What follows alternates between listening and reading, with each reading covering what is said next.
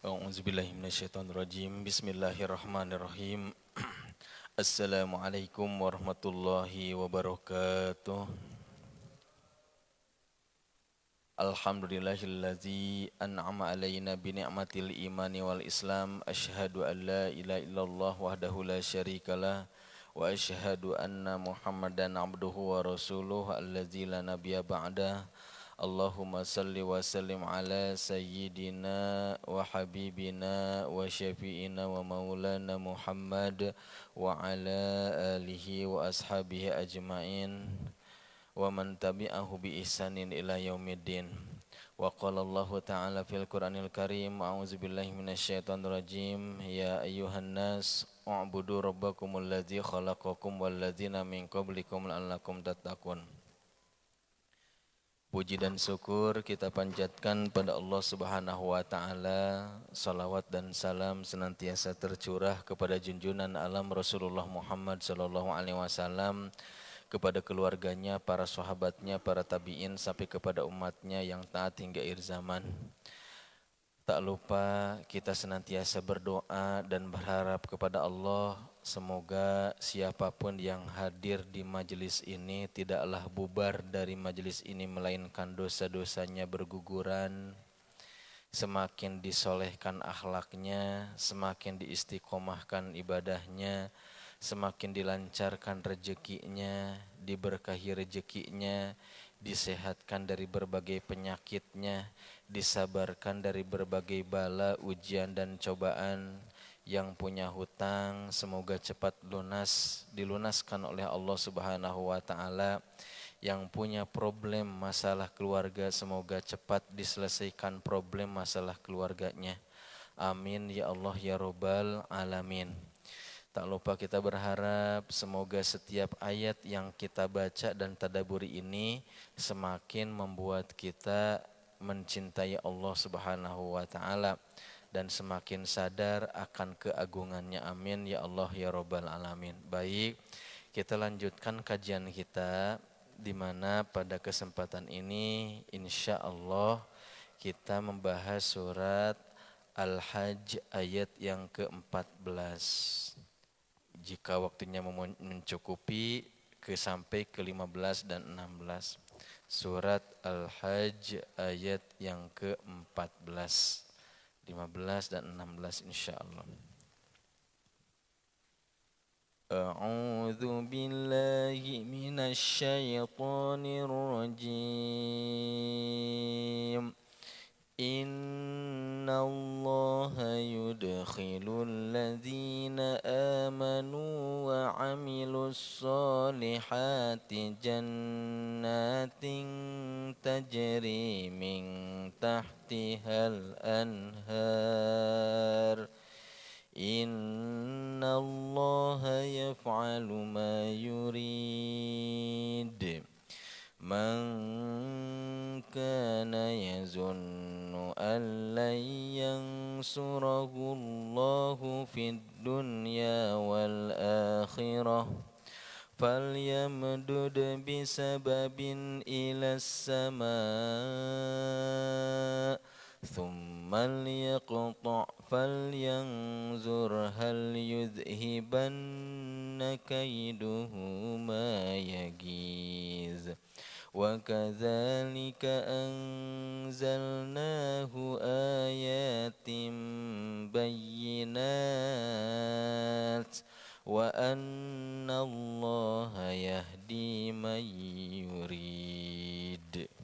Baik, kita baca ya sekali kemudian bareng-bareng. A'udzu billahi minasy syaithanir rajim. Silakan. A'udzu billahi minasy syaithanir rajim. Innallaha yudkhilul ladzina amanu wa 'amilus solihati jannatin tajri min tahtihal anhar. Innallaha yudkhilul ladzina amanu wa 'amilus الصالحات جنات تجري من تحتها الأنهار إن الله يفعل ما يريد إن الله يفعل ما يريد من كان يظن أن لن ينصره الله في الدنيا والآخرة من كان يظن أن لن ينصره الله في الدنيا والآخرة فليمدد بسبب إلى السماء ثم يقطع فلينظر هل يذهبن كيده ما يغيظ مد بسبب إلى السماء ثم ليقطع فلينظر هل يذهبن كيده ما يغيظ وكذلك أنزلناه آيات بينات وكذلك أنزلناه آيات بينات وأن الله يهدي من يريد وأن الله يهدي من يريد wallahu a'lamu bimuradi. Inna sesungguhnya Allah ismu Rabbil A'zam, yaitu yang menciptakan kita, yang mengatur kita, yang memberikan kemanfaatan dan kemadaratan, yang menghidupkan dan mematikan kita insyaallah. Sesungguhnya Allah itu yudkhilu memasukkan alladzina orang-orang yang amanu beriman wa amilus solihat dan melakukan amal-amal soleh jannatin ke surga tajri di mana di surga itu mengalir min tahtiha di bawahnya di bawah surga itu al anharu sungai-sungai. Innallaha sesungguhnya Allah itu yaf'alu ma yurid melakukan apa saja sesuai dengan kehendaknya. Lamma dzakara ahlad dolalah al asqiya atafa bi dzikril abror as-su'ada minal ladzina amanu bi qulubihim wa saddaqu bi af'alihim. Jadi ketika di ayat sebelumnya Allah Subhanahu wa taala menjelaskan tentang orang-orang yang tersesat, orang-orang yang terhina, orang-orang yang melakukan kemungkaran sekaligus balasan bagi mereka di dunia dan akhirat, maka pada ayat yang ke-14 ini kebalikannya Allah Subhanahu wa taala atopa bizikril abror as-su'ada.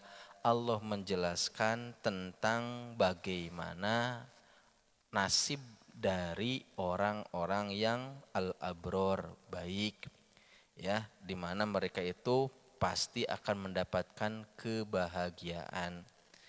Kenapa bahagia? Karena mereka pun berbahagia mempertahankan keimanannya. Mereka pun berbahagia melakukan amal-amal kebaikannya, perbuatan-perbuatannya, maka kelak di akhirat mereka akan mendapatkan kebahagiaan. Kenapa? Disebabkan bahagia. Ya, jadi hadirin wal hadirat, jika kita ingin mendapatkan kebahagiaan di akhirat, maka hendaklah di dunia ini kita menanamkan kebahagiaan, keridhaan, kerelaan ketika melakukan amalan-amalan ibadah yang merupakan tugas inti kita berada di dunia ini. Jauh dari rasa keterpaksaan. Harus menikmati sholat, menikmati bahagia gitu. Zikir bahagia, sholawat bahagia, tilawah bahagia, ngaji apapun pokoknya yang baik-baik harus bahagia. Niscaya akan bahagia jika seandainya ketika melakukan amal-amal kebaikan setengah-setengah, setengah bahagia, setengah tidak bahagia. Ada ikhlas, ikhlas ada tapi ada tidak ikhlasnya gitu. Terpaksa maka dia tidak akan menikmati ibadahnya. Ketika dia tidak menikmati ibadah, maka ibadah yang dilakukan pun ya tidak membahagiakan, merasa terpaksa. Maka balasannya pun ya setengah-setengah nanti ya, ganjaran dari Allah Subhanahu wa taala. Ini menjelaskan tentang orang-orang yang berbuat kebaikan. Innalladzina amanu ya, orang-orang yang beriman itu. Allah akan memasukkan innallaha ya yudkhilu ya alladzina amanu, orang-orang yang beriman. Siapa mereka? Minalladzina amanu biqulubihim. Allah akan memasukkan mereka-mereka orang-orang yang beriman biqulubihim dengan hati mereka. Qulub, karena iman itu secara lugawi kan tasdikun, pembenaran. Secara syara'an arti iman itu tasdikun bil qalbi, pembenaran dengan hati, bukan pembenaran dengan ain, dengan mata, bukan juga pembenaran dengan telinga, tapi pembenaran dengan hati, meyakini sesuatu ada tanpa harus melihat dengan mata, meyakini sesuatu itu ada tanpa harus mendengar dengan indera telinga, meyakini sesuatu ada tanpa harus terasa, pokoknya yakin, itu iman keberadaan Allah. Kita percaya Allah ada walaupun kita belum pernah melihat dengan mata kepala sendiri Allah. Ya. Kita percaya, yakin kepada malaikat, beriman walaupun kita belum pernah melihat tentang malaikat. Percaya tentang hari kiamat walaupun belum pernah ngalamin hari kiamat. Percaya tentang surga sama neraka, itu namanya iman. Tasdikun bil qalbi biqulubihim wa amilus solihat, dan melakukan amal-amal soleh, maknanya wasaddaqu imanahum bi af'alihim. Jadi yang dimaksud dengan wa amilus solihat, setelah beriman dan beramal soleh, artinya wasaddaqu imahum bi af'alim, membenarkan keimanannya, membuktikan keimanannya bi af'alihim, dengan perbuatan-perbuatan mereka. Iman, amal soleh itu sudah satu paket. Iman tidak akan sempurna tanpa ada amal soleh, karena amal soleh itu bukti dari keimanan. Begitu juga amal soleh tidak akan ada harganya tanpa adanya keimanan, karena amalan tanpa dilandasi dengan keimanan ibarat jasad tanpa ruh. Iman tanpa ada amalan ibarat ruh tanpa jasad juga gitu. Tidak gunanya. Jadi iman sama amal soleh itu satu paket. Iman pembenaran dengan hati, amal soleh itu sebagai bukti dari keimanannya, yaitu dengan perbuatan-perbuatan. Bagaimana bentuknya? Amilu as-solihat min jami'il anwa'il qurubat. Melakukan amalan-amalan soleh min jami'i anwa'il qurubat, dengan berbagai bentuk muqarabah. Qurubat, qarib. Melakukan amalan-amalan dengan berbagai bentuk amalan yang bisa mendekatkan dengan Allah Subhanahu wa taala. Amal-amal, amal soleh itu kan setiap sesuatu kebaikan yang mana baik itu menurut syara itu adalah amal soleh. Dilakukannya itu mendapatkan ganjaran.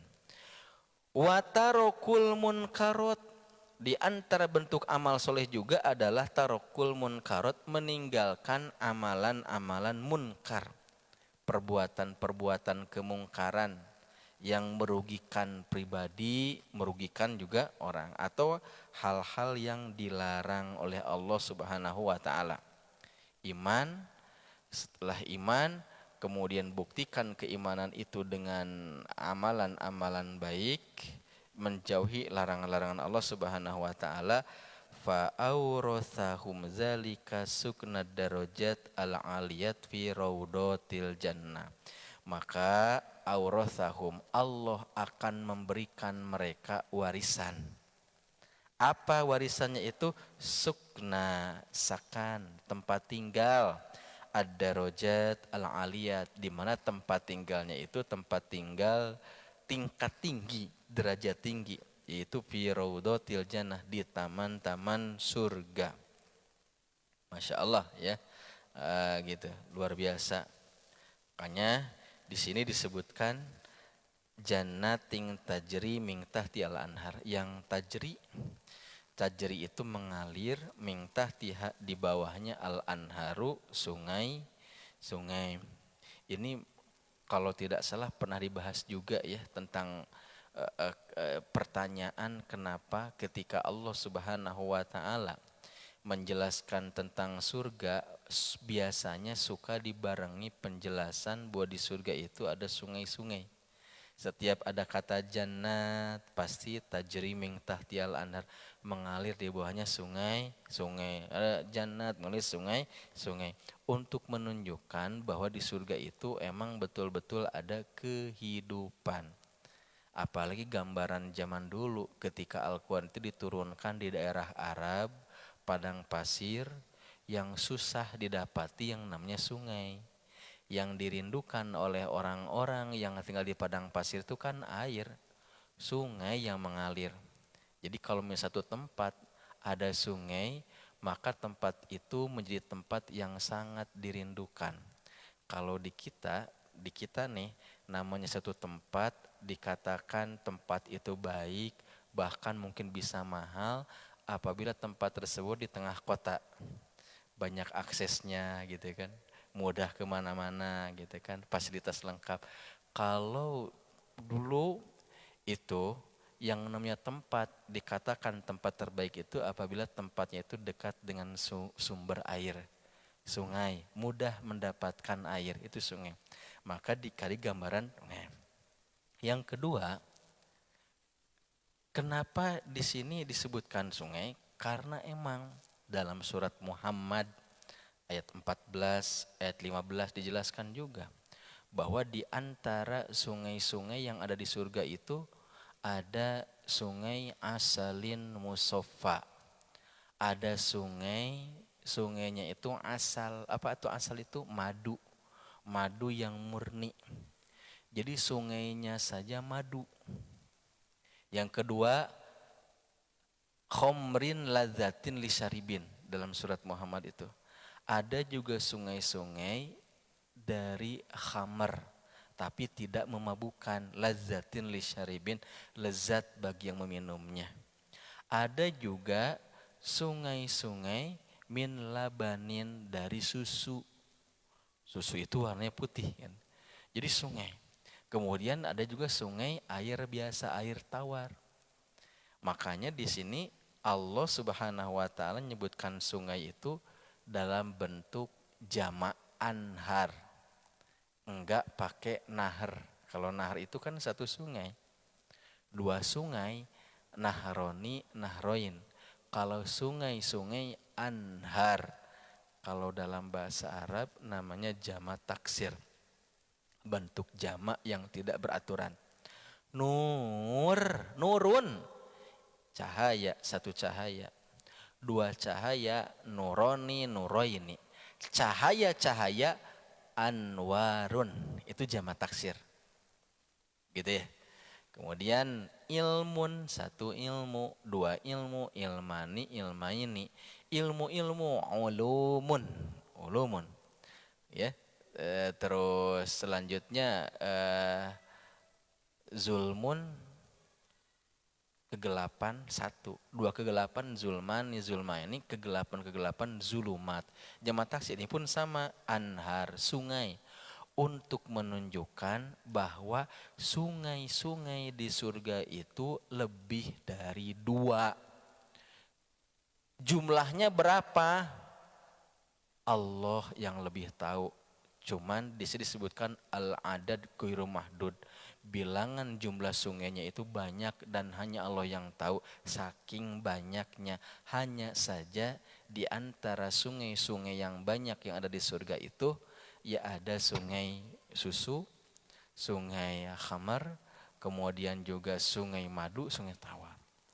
Dan sungai itu kan gambaran daratan, betul ya? Jadi kalau sungai itu bersih, jernih, nunjukkan daratannya juga itu adalah bersih. Kalau sungai itu kotor, warnanya keruh, nunjukkan daratannya itu juga kotor, banyak sampah. Jadi gambaran. Nah pertanyaannya, sungainya aja sudah susu, bagaimana dengan daratannya? Wah luar biasa. Sungainya saja sudah madu, bagaimana daratannya? Sungainya aja sudah khamr, wah luar biasa. Ini Allah Subhanahu wa taala jelaskan untuk menanamkan kepada kita bahwa apa yang kita dapatkan di dunia ini masih belum apa-apanya, gitu ya.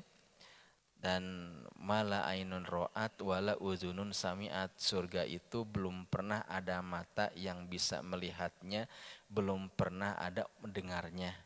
Jadi Allah Subhanahu wa taala menggambarkan ini, silahkan Bapak Ibu menggambarkan tentang kondisi surga berdasarkan apa yang dijelaskan, tapi ingat surga yang hakikat, surga yang nanti akan dimasuki oleh orang beriman beramal soleh itu lebih indah dari apa yang kita bayangkan dan belum pernah terbayang sebelumnya dari keindahan-keindahannya, gitu. Termasuk juga neraka gitu juga. Jika seseorang mengumpulkan ayat-ayat tentang neraka, mengumpulkan hadis-hadis tentang neraka, kemudian dia visualisasikan, dia gambarkan, pakai gambar, pakai pokoknya begini-begini, silahkan. Tetapi ingat bahwa neraka yang asli lebih dahsyat, lebih menakutkan dari apa yang dia bayangkan dan dia gambarkan. Dan belum pernah ada satu orang pun yang pernah bisa membayangkan itu. Dan belum pernah terbayang sebelumnya, belum tergambar sebelumnya, saking dahsyatnya. Ini merupakan balasan bagi orang-orang yang beriman dan melakukan amal-amal soleh. Apakah boleh kita melakukan amalan karena ingin masuk surga? Tidak dilarang. Walaupun sebenarnya niat utama ibadah itu ya udah kejar ridho Allah saja. Kejar ridho Allah saja. Sedangkan balasan itu merupakan bunga-bunga. Karena dia tahu Allah Subhanahu wa taala itu maha adil gitu. Kalau orang melakukan kebaikan semaksimal mungkin, maka Allah akan memberikan balasan yang terbaik juga buat dia. Kenapa? Dalam doa kita sering berdoa, Robbana atina fid dunya hasanah wa fil akhirati hasanah wa qina azabannar. Wahai Rob, berikanlah kepada kami kebahagiaan dunia, wa fil akhirati hasanah, dan kebaikan akhirat, wa qina azabannar, dan jauhkanlah kami dari siksa api neraka.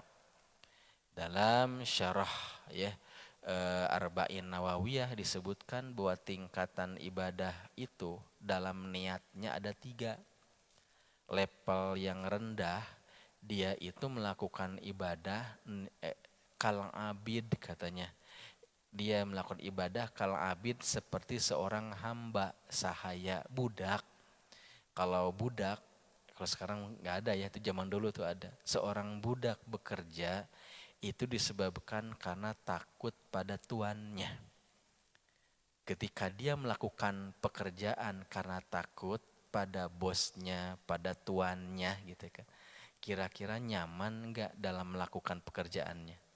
Kurang menikmati, tegang aja gitu. Sebagaimana seorang anak dia sholat. Kenapa sholat? Bukan karena Allah, bukan karena siapa, takut dipukul sama ayahnya, takut dipukul sama itu penanaman awal gitu. Takut dulu, nggak nyaman. Bener sih, baik, cuman tidak nyaman. Level yang kedua agak baik. Dia melakukan ibadah Katajir bagaikan seorang pedagang, pembisnis. Dia mah melakukan ibadah tuh ya kalau ada untung aja. Da untung, tahu ini barulah melakukan ibadah. Keutamaan kuat silahkan. Tapi itu niatnya untung saja. Enggak, kalau enggak ada keuntungan mah enggak dapat. Dia sedekah, karena dia tahu sedekah itu bisa balik ke modal, niatnya gitu. Dia melakukan, ya silahkan gitu kan. Bagus daripada tahap yang pertama takut, dia agak menikmati. Tapi yang lebih ideal lagi, yang lebih bagus nih, dia melakukan ibadah karena bersyukur aja. Karena bersyukur aja dia lah, nggak ada tekanan batin apa-apa. Bukan karena takut azab, bukan lagi karena ingin dapat balasan keuntungan lagi. Bersyukur aja. Makin nambah rezeki, makin nambah dekatnya dengan Allah. Makin lancar urusan, makin dekat dengan Allah Subhanahu wa taala. Sebagaimana korelasi dari Aisyah ketika bertanya kepada Rasulullah SAW dalam melaksanakan ibadah, kok Rasul itu seperti itu gitu, luar biasa lah, jauh dengan kita itu, sholat berdiri lama, ruku lama, sujud lama. Kemudian Aisyah tuh bertanya, wahai Rasul, bukankah engkau tuh dijamin ke surga dan dijamin diampuni dosa-dosa yang telah lalu yang akan datang? Maka jawaban Nabi, afala uhibbu an akuna abdan syakur, emang enggak boleh ya aku jadi hamba Allah yang bersyukur? Jadi seperti karena bersyukur dijamin ke surga, bersyukur kepada Allah Subhanahu wa taala. Luar biasa ya. Jadi itu tingkatan. Yang bersyukur karena tahu kalau selama kita meningkatkan ibadah dengan kualitas yang baik, pasti Allah memberikan pahala. Kalau dia ibadahnya baik, pasti Allah akan menyelamatkan dia dari azabnya, seperti itu. Iman, amal soleh. Innallaha yaf'alu ma yurid. Allah itu irodah, punya irodah ya. Melakukan apa saja sesuai dengan kehendaknya. Apa? Zakara ta'ala annahu adolla ulaika wahadaha ula. Adolla ulaika wahadaha ula. Itu mah kehendak Allah saja. Adolla ulaika, menyesatkan mereka. Siapa mereka? Itu yang tidak mau beriman, beramal soleh, Allah sesatkan. Wahadaha ula, dan Allah berikan hidayah nih orang-orang yang ini, orang-orang yang baik. Siapa mereka? Yang beriman dan beramal soleh. Semoga kita dikategorikan sebagai ahlul jannah, ahli surga, amin. Dijadikan ahli istiqomah dalam merawat keimanan dan mengaplikasikan, membuktikan iman itu dengan amal soleh. Ayat ke-15, tanggung. Man kana yazunnu an la yansurahullah fid dunya wal akhirah. Apa artinya hadirin wal hadirat yang dimuliakan Allah? Man kana yazunnu, barang siapa yang mengira, beranggapan, alla yansurahullah, bahwa Allah tidak menolong nabinya, yaitu Nabi Muhammad sallallahu alaihi wasallam, fid dunya wal akhirah, di dunia dan akhirat, falyamdud bisa babin ilas sama, maka hendaklah ia, falyamdud itu artinya membentangkan tali gitu kan, wisawain ilas sama, ke langit, summal yakto, kemudian hendaklah ia melaluinya, falyangzur, maka lihatlah gitu kan ya, lihatlah, hal yudhibanna kaiduhu mayagiz, apakah tipu daya itu dapat menyelamatkan apa yang menimpa hatinya.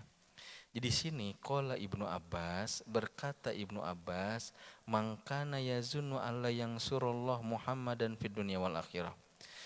Jadi siapapun orang yang beranggapan bahwa Allah tidak akan menolong Nabi Muhammad SAW di dunia dan akhirat, falyamdud bisababin ai bihablin ilas sama. Artinya hendaklah dia membentangkan tali ke langitnya, yaitu langit di rumahnya. Summal yakto, kemudian liyah tanik melaluinya, seperti itu. Apa maknanya? Liyatawassola ila bulugi sama, supaya bisa sampai ke langit. fa innaman nasra innama ya'ti Muhammadan minas sama, maka dia akan dapati bahwa pertolongan itu, pertolongan yang Allah berikan itu sampai kepada Nabi Muhammad sallallahu alaihi wasallam minas sama. Ayat ini Bapak Ibu merupakan tahkirun, sindiran kepada mereka-mereka.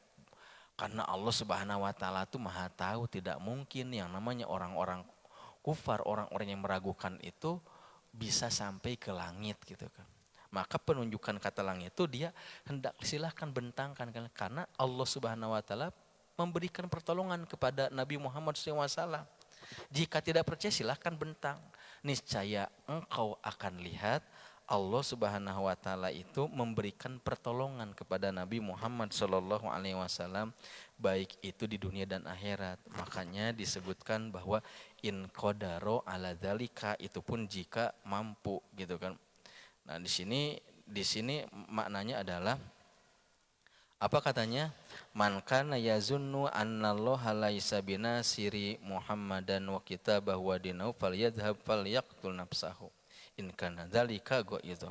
Silakan jika engkau meragukan Allah nolong Nabi Muhammad SAW, Allah nolong kitabnya, nolong agamanya, maka hendaklah engkau dirinya, bunuh dirinya, silahkan gitu. Kalau misalnya percaya.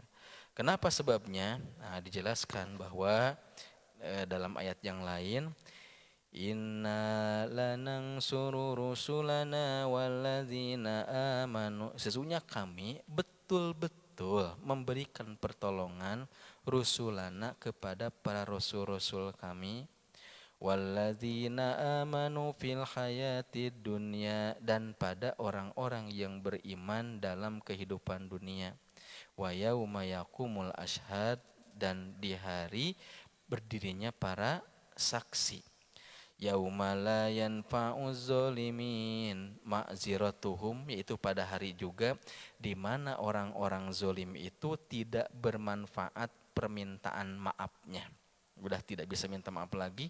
Walahumul la'natu walahum su'uddar, dan bagi mereka tuh laknat dan sejelek-jeleknya tempat. Masya Allah ya.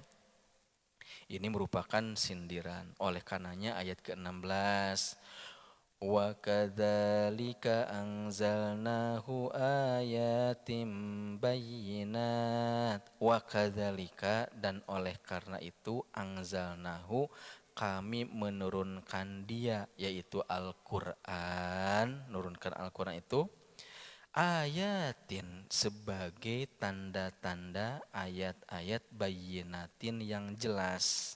Maknanya apa? Jelas di sini, wadihatun filabziha wa maknaha hujjatun minallahi ta'ala alan nas. Wadihatun filabziha, wadih lafadnya itu jelas. Ya, apalagi Al-Quran itu turun pada saat itu di kalangan orang-orang Arab, di mana orang-orang Arab itu Bapak Ibu mungkin lebih paham dari kita bahasa Arabnya gitu.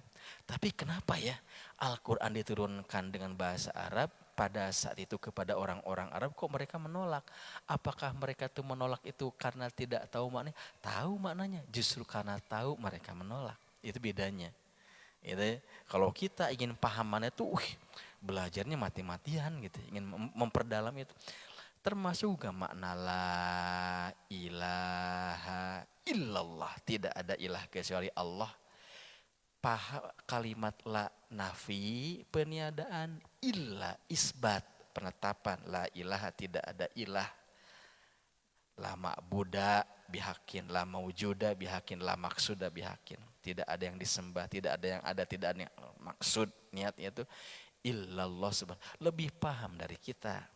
Abu Jahal boleh paham, cuman karena ketakaburannya, karena kesombongannya yang menolak itu kebenaran. Ya? Al-Quran itu ayatim bayinat. Wadihatun filabziha, lafad-lafadnya jelas. Wa maknaha wadihatun, maknanya pun jelas. Ya, jelas itu ya. Hujjatun minallah ala nas, dan menjadi hujah dari Allah kepada manusia itu. Jadi La roiba, tidak ada keraguan, tidak ada yang tidak jelas. Pokoknya jelas semua itu. Ya, menjadi bukti kebenaran Allah Subhanahu wa taala. Gitu ya. Wa annallaha yahdi mahyurid, akan tetapi Allah Subhanahu wa taala memberikan petunjuk hidayah pada yang dikehendakinya. Apa maknanya? Ai yudillu mayyasha, Allah menyesatkan orang yang dikehendakinya, wa yahdi mayyasha, dan Allah pun memberikan hidayah bagi yang dikehendakinya. Allah memberikan hidayah bagi orang yang ingin dapat hidayah, memberikan kesesatan bagi mereka yang menolak hidayah, petunjuk. Walahul hikmatu tamah, dan Allah itu mempunyai hikmah yang sempurna. Walahul hujjatul qati'ah bidzalika, dan Allah itu mempunyai hujjah landasan jelas. La yus'alu amma yaf'alu wa hum yus'alun. Jadi di sini sebutkan apa kata la yus'alu amma tidak akan ditanya Allah itu terhadap apa yang dilakukannya, akan tetapi mereka makhluk-makhluknya yang akan ditanya oleh Allah Subhanahu wa taala. Amma huwa, adapun ia, fal hikmatihi, dan hikmahnya itu nerangkan tentang rahmatnya, kasih sayangnya Allah, wa adluhu, keadilan Allah, wa ilmuhu, ilmunya Allah, qahruhu, kemaha perkasaannya Allah, wa azamatu, keagungan Allah, la muaqiba li hukmihi wa huwa sari'ul hisab, memberikan dengan hikmahnya, dan dia Allah Subhanahu wa taala tuh sangat cepat dalam pemberian hisabnya. Allahumma ya muqallibal qulub sabit qulubana ala dinik wa ta'atik, ya Allah, ya yang bolak-balikan hati, tetapkanlah hati kami agar condong pada agamamu dan condong pada ketaatan kepadamu. Walau alam bisawab, saya beri waktu jika ada yang mau ditanyakan. Ada? Silahkan, Pak. Waalaikumsalam warahmatullahi wabarakatuh. Iya.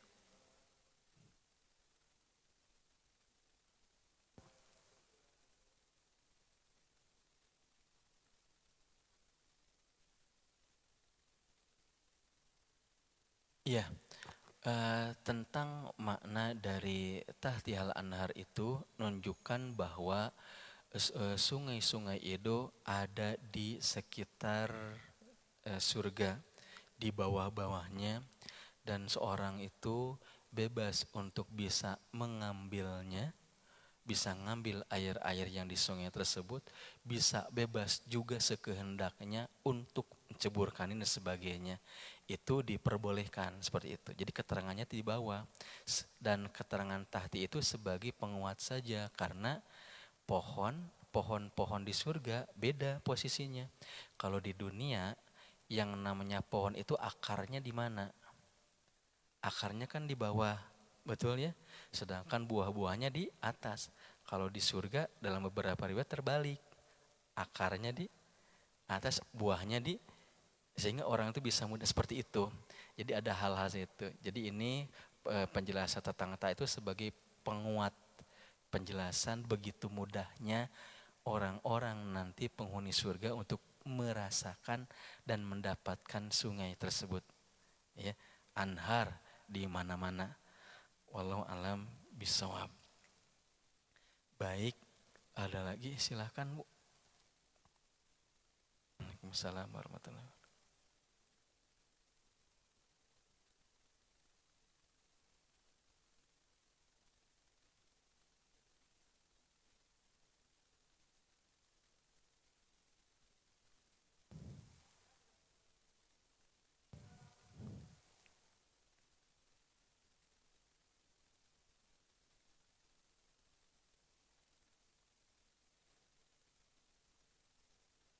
Ya, itu semua tergantung kepada makom orang tersebut, Bu.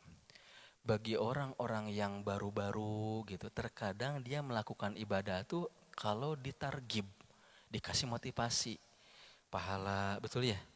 Itu bagus, bagus level itu, kayak anak-anak gitu. Ataupun misalnya ibu-ibu pun sama juga ya, seneng kalau misalnya melaksanakan ibadah tahu fadil itu levelnya. Yang paling bawah lagi anak-anak takut. Kenapa sholat? Takut dipukul, takut ini, takut sebagainya. Nah, ketika ilmunya semakin bertambah, imannya semakin bertambah, sudah nggak mikir gitu. Pokoknya saya beribadah itu perintah Allah, dan sebagai bukti rasa syukur aja deh. Allah ngasih saya mata, saya gunakan mata ini untuk banyak melihat kepada ayat Allah. Allah ngasih saya lisan, perbanyak untuk mengucapkan kalimat-kalimat zikir, kalimat-kalimat sholawat gitu kan. Allah memberikan saya kenikmatan telinga, perbanyak mendengarkan bacaan-bacaan ayat Allah Subhanahu wa taala. Allah ngasih saya normal kaki, perbanyak melangkah tempat baik. Gitu aja. Kenapa dia bikin? Karena dia sudah tertanam. Yang tugas saya adalah mempersembahkan ibadah terbaik. Kalau sudah mempersembahkan ibadah terbaik, maka pasti Allah akan memberikan pahala terbaik. Itu terserah Allah aja dah ya Allah. Pokoknya tugas saya itu terbaik, mengikhlaskan niat, memaksimalkan kuantitas dan kualitas saja. Jadi itu tergantung level-level. Sehingga ketika dia ibadah nikmat aja, nggak ada tekanan apa-apa. Karena dibangun dengan pemahaman gitu. Wallahu alam bisawab. Subhanakallahumma bihamdik asyhadu an la ilaha illa anta astaghfiruka wa atubu ilaik. Assalamualaikum warahmatullahi wabarakatuh.